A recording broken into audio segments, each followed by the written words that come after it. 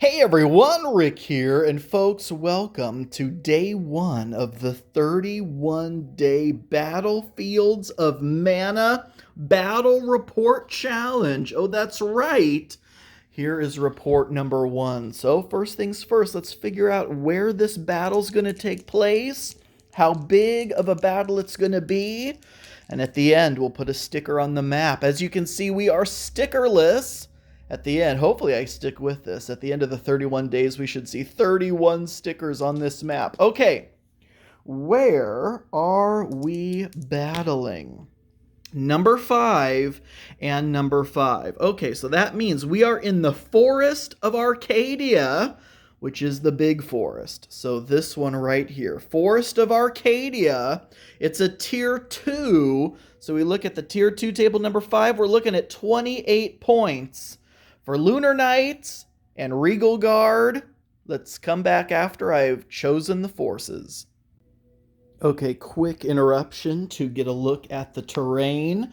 Since this is a big forest, I decided to do something I haven't done before, and that is use 3 woods templates and actually converge them all into one large forest. So there's about 5 inches or so on either side of the forest if you really don't want to get involved in the woods, which does cut your movement in half and does provide cover for ranged attack. So now that that is out of the way, that'll make a difference on the troop selection. And so we'll get into what the army composition looks like next. All right, folks, here is deployment. Let's go through the units. Now, the Lunar Knights of the Obsidian Eclipse won the roll-off to deploy first and thus go first. And there's a look at the Regal Guard of the Golden Solstice. Okay, so again, 28-point battle. What do we have? All right, starting from left to right, we have a 5-point unit of heavy cavalry with a 2-point unit commander. We have a 3-point unit of a 2-point unit of spearmen with a 1-point unit commander. We have the Warlord off on his own on horseback. We have 2 units of axemen, each with a 1-point unit commander. The axemen are 3 points apiece. We have the sorcerer on his own on horseback. We have a 2-point unit of spearmen with a 1-point unit commander, and a 5-point unit of heavy cavalry with a 2-point unit commander. So if you're not familiar with unit commanders, they either cost 1 point if they're attached to a unit worth 3 points or less, or 2 points if they're attached to a unit that costs 4 points or more. You can see some symmetry over here. Heavy cav, spearman, axeman, axeman, spearman, heavy cav. And every single unit has a unit commander. So the Lunar Knights are banking on hopefully going first. In a lot of their combats, they've seen how going first really does make a difference. And then their 2 leaders, of course, for both sides, each have a sorcerer and a warlord. They are not included in the point totals. In this case, neither one is attached to a unit. They're both on horseback, but that doesn't mean they won't join a unit. So starting off individually may just mean they weren't sure where they wanted to attach themselves until they fully saw the Regal Knights deployment. All right, so here is Regal Knights, and they have some symmetry as well. They have a 4-point unit of men-at-arms, a 4-point unit of light cavalry, and the Warlord has attached himself to this unit. A 3-point unit of Bidowers, a 6-point siege engine, in this case a catapult, and the Regal Guard Sorcerer is there. Now, you know these little guys here are just basically wound counters, the crewmen for the catapult. They don't block movement or anything. They're just there for show, basically. So the Sorcerer deployed right there. He can move through there. But he's on his own on horseback. Another 3-point unit of Bidowers, another 4-point unit of light cavalry, and another 4-point unit of men-at-arms. So you notice no unit commanders. The Lunar Knights spent 8 total points on unit commanders. The Regal Guard opted to spend those points in other ways, like 6 points on that catapult. So we'll see if that ends up paying off, and it's time for turn 1. But here's a look at the battlefield pre-turn 1. All right, we'll be back after both sides have taken their turn 1s. All right, I did just also want to go over briefly the equipment for each warlord. So the Lunar Knight warlord chose Bodolf's staff for 2 points. They each have 5 points to spend on equipment. So this will allow the Lunar Knight sorcerer to channel 2d4 mana instead of just 1d4. So that's a big advantage. Also gave him an arm cannon, range 8. So now the warlord has a ranged attack. The Axe of Legend gives him, for 1 point, Assault, which his 6s explode in close combat. And then Gauntlets of the Warrior, this affects both ranged and melee attacks, for 1 point, re-rolling 1s for attack and defense. On the Regal Guard side of things, we have the Guardian Shield for 1 point, which gives him dodge, so he can re-roll failed defense dice results. As well as the Squire for 2 points. The Squire has 2 HP and 2d6 unmodified attacks that always occur right there with the Warlord. So a little extra offensive bonus. And whenever the Warlord would take a wound, you can stick it on the Squire instead. Basically bumps him up 2 more HP. And then the Amulet of Time, which, I mean, is basically the next. If Bodolf's staff is one of the best items, then the Amulet of Time is probably the other, because this gives the Warlord an immediate second attack, and that includes a second attack with the Squire as well. The only way this could be any better is if it was paired with, you know, the ranged attack or some other offensive ability that would really make having 2 attacks really, really good. But as it stands, that is the equipment that the Warlords have drafted. Okay, now on to turn 1. Okay, folks, and we are back after turn 1. I guess we should say round 1. Each army has now taken their first turn, so let's go ahead and see what we got going here. All right, so for the Lunar Knights, this is what their side of the battlefield looks like. Obviously, turn 1's just going to be mostly a lot of movement, so everything moved up. We still have the Sorcerer and the Warlord hanging back. In fact, just back far enough out of catapult range. So they're both there. They're using their abilities to, you know, channel mana, cast spells, and increase maybe defensive abilities. So, for example, on this unit of Heavy Cav over here, the Warlord was able to successfully Warcry, and that unit now has an extra die. The Sorcerer, unfortunately, did cast a shield, but the shield was only worth 1 point. So this unit has a shield of 1 point as well. So why did they do all this on this unit? Well, I think they were expecting the catapult to maybe target this unit. But because, you know, it had the most potential of maybe impacting their Warlord, who was on this side of the battlefield.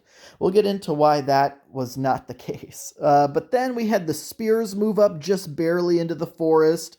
Both units of Axes moving up. You know, they're fairly slow, so they need all the help they can get. They converged and are moving up toward the center forest area. Spears move up here, and Heavy Cav move up there. Oh, what's that? Oh, that's right. A couple Heavy Cav are missing.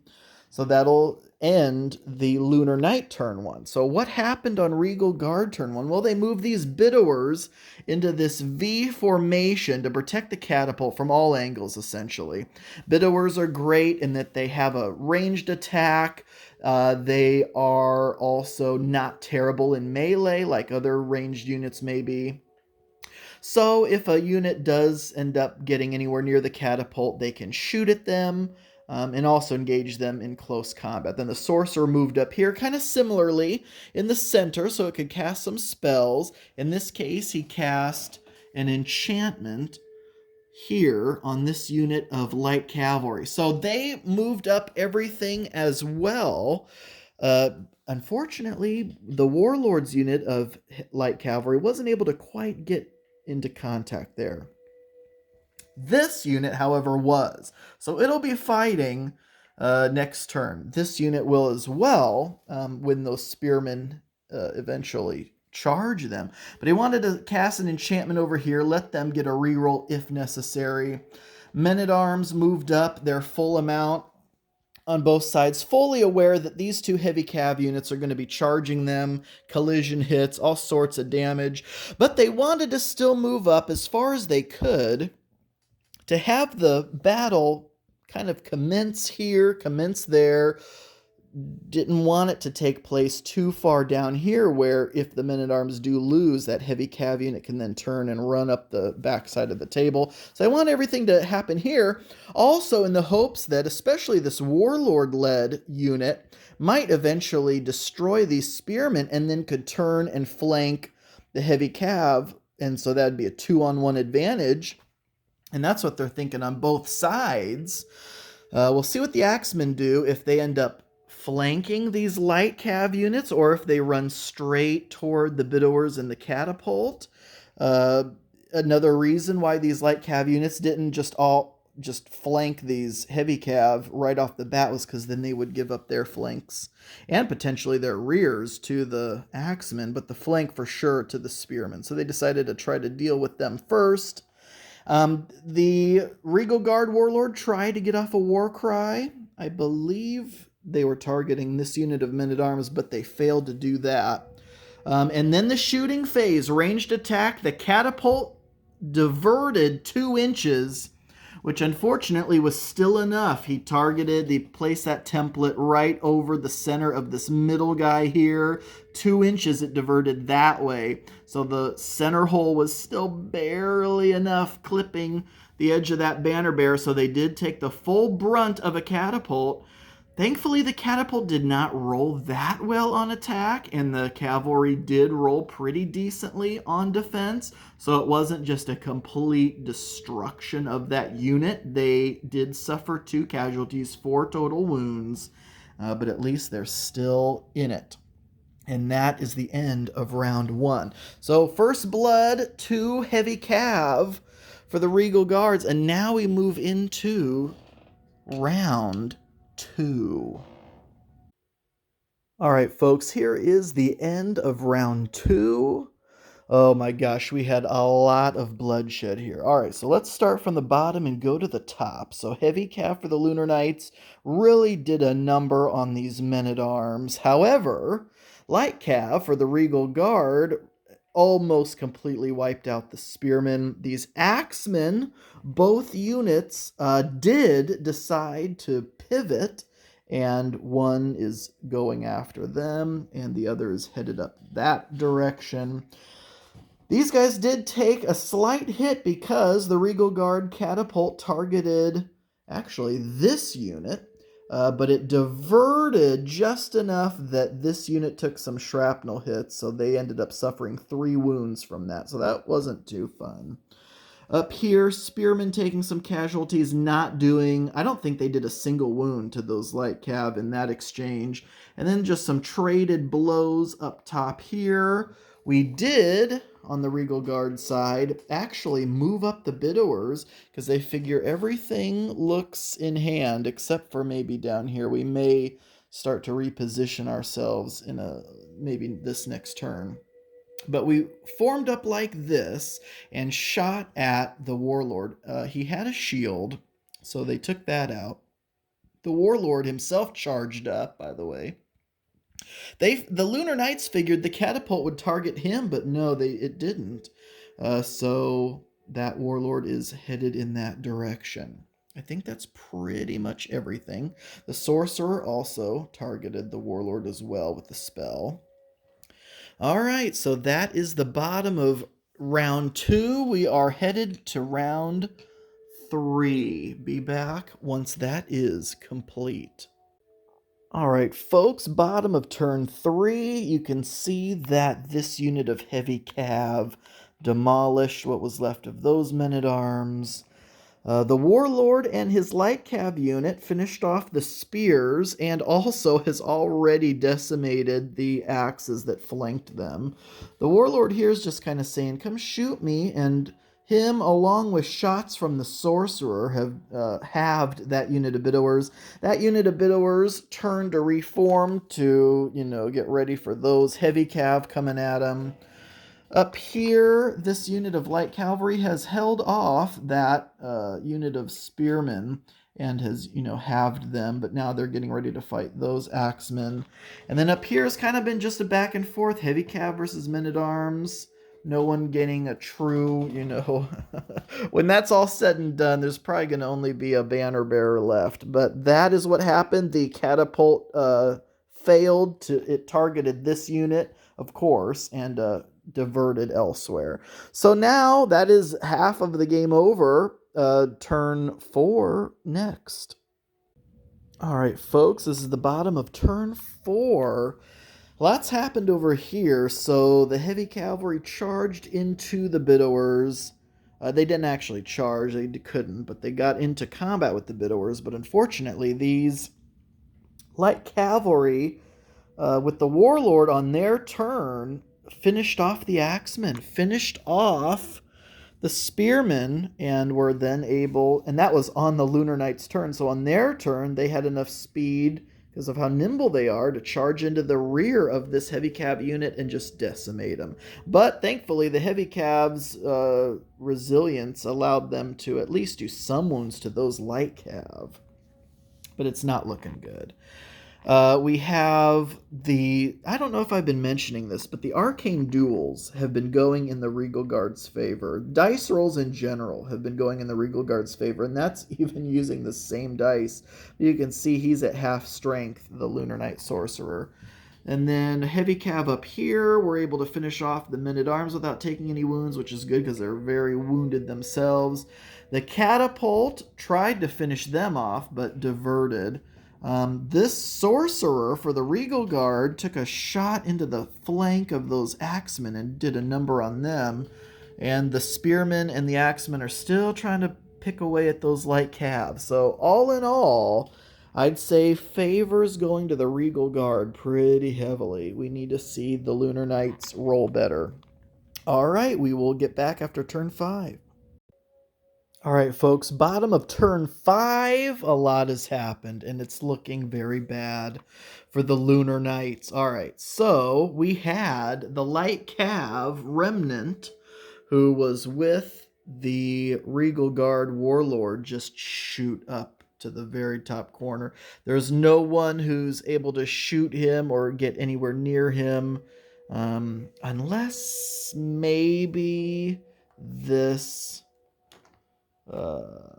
6 and 4. Let's see. Could he do it? He might if he breaks away. If the Warlord breaks away, moves 6, and then shoots 8, may be able to get him. But what we need to see happen is this catapult get destroyed. Right now it has a single wound. That heavy cav unit managed to make it in there, but it's just all sorts of bad. So we would need to, for the Lunar Knights to win, they would need to somehow destroy the catapult in a single turn, finish off this light cav, and also finish off that light cav without sustaining really any wounds themselves. They might be able to lose that heavy cav, but just in general, things are not looking the best at this time, but that is where everything stands currently. So we'll be back at the end of the game to wrap up. All right, folks, this is the end of turn 6, the last positions in the game. So as you can see in the woods there, we do have the Lunar Knights who are able to finish off that last light cav in the woods.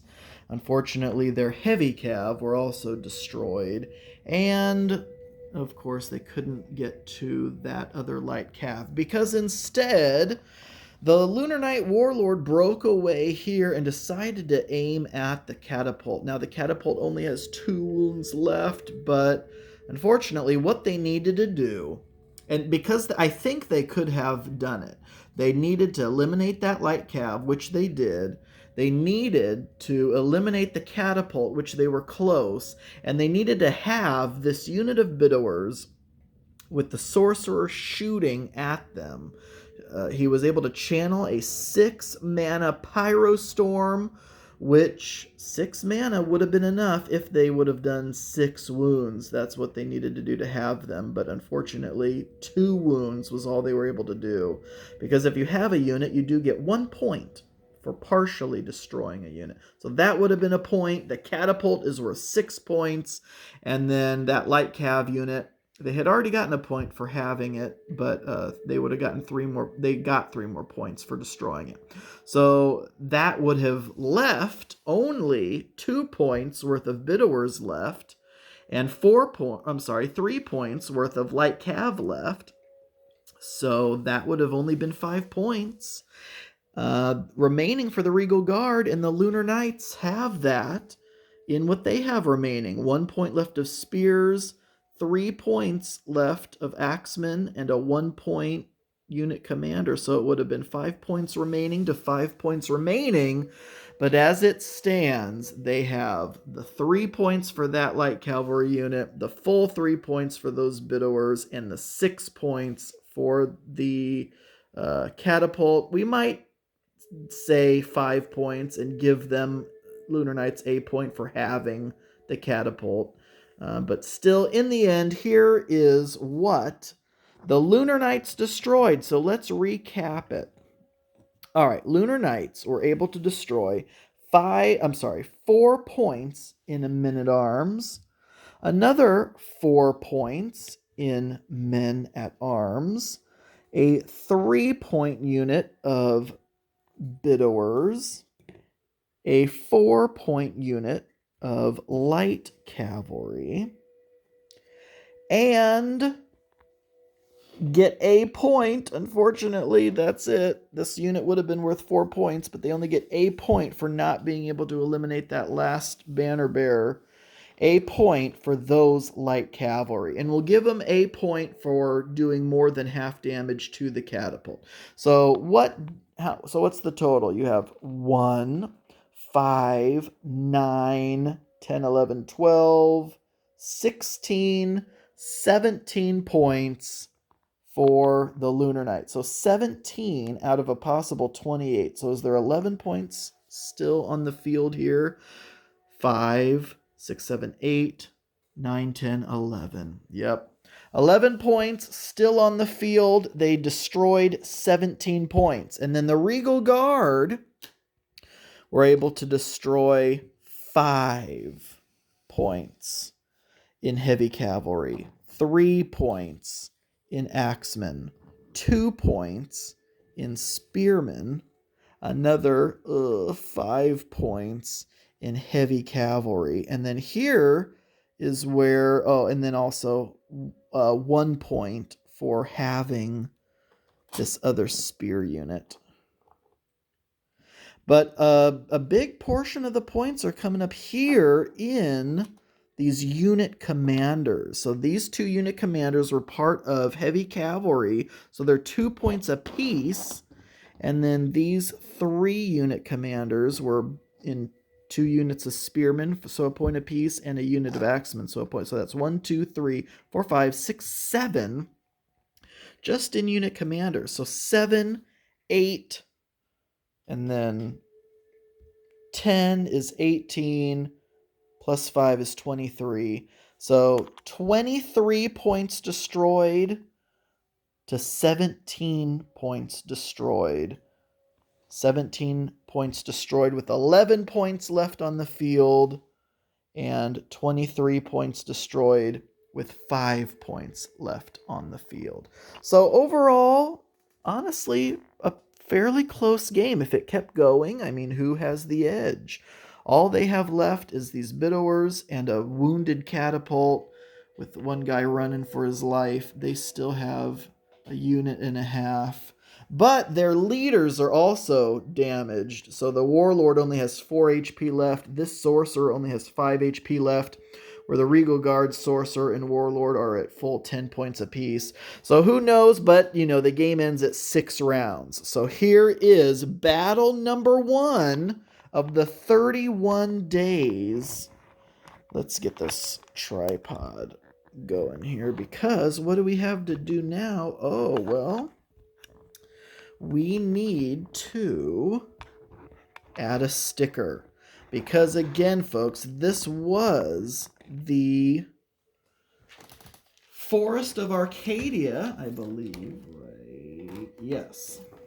And so the Regal Guard pulled it out. Now, I will say again, I don't want to make any excuses, but the Regal Guard were really rolling well when it counted. All right, so here we go. We're going to take one of these yellow stickers, little marker, and put it right below the Forest of Arcadia. First battle fought, first battle won.